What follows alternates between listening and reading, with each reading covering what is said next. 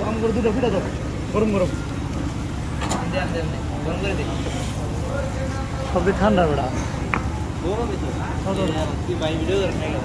পিঠা একটা ভিডিও করতে ভিডিও করে না না আমার ভিডিও করো সমস্যা নেই। এই যে আমি এখন পিঠা খাবো ঠিক আছে পিঠা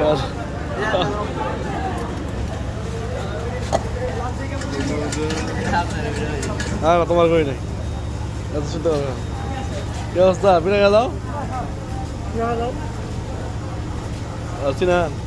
আদি স্যার ভাই ছোট ভাই এটা আমার এলাকা কোন কি